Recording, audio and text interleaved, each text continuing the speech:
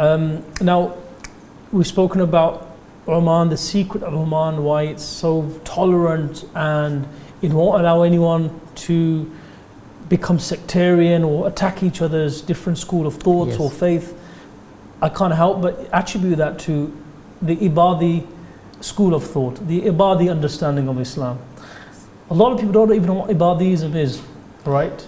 And I know some Ibadis don't like to be called Ibadis, right? It's surprising that you're mentioning this, and we discussed this before the show, and I told you that in my 20s I went to the Far East for my further studies, and until that point of time I could not distinguish between an Ibadi and a Sunni and a Shia. I was not aware of the differences.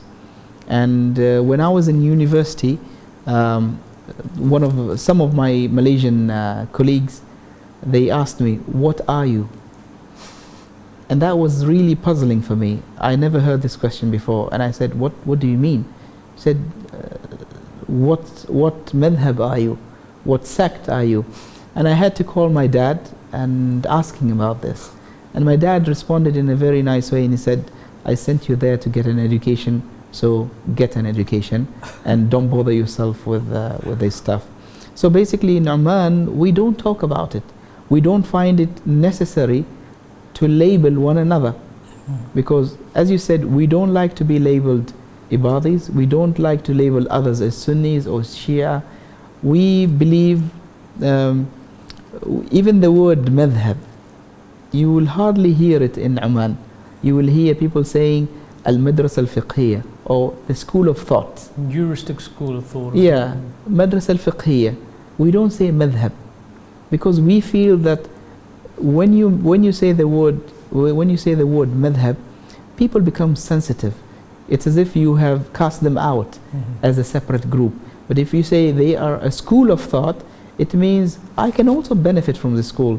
I can also be part of that school. So I don't have a problem attending lectures with our brothers who are Shia. I don't have a problem going to pray with them. I don't have a problem listening to a Shaykh who is following the Sunni school of thought. I don't have a problem. I read their books, they read our books, we live together, we intermarriage, we work together. Then what else could we ask for? And I think that's the main purpose of this religion, is to bring people together and not to send them apart. That's a very excellent diplomatic answer, mashallah. I mean, look, I don't want to go too much into what is Ibadism. You're right, people want to know, they can do the research themselves.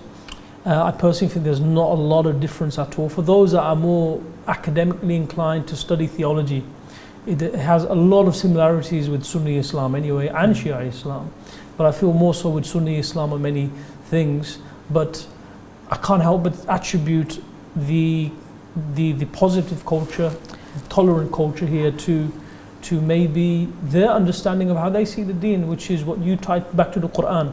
And I think a lot of people are also wondering, they might be wondering, what is the secrecy about this Ibadism?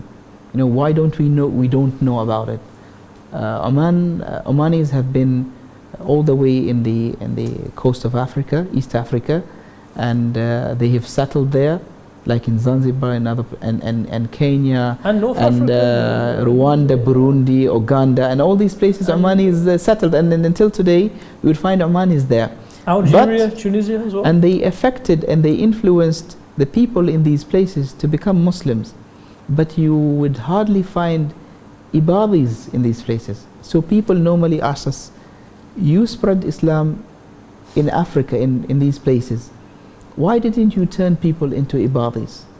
And the simple response to that is that our duty is to propagate Islam and not to propagate Ibadism.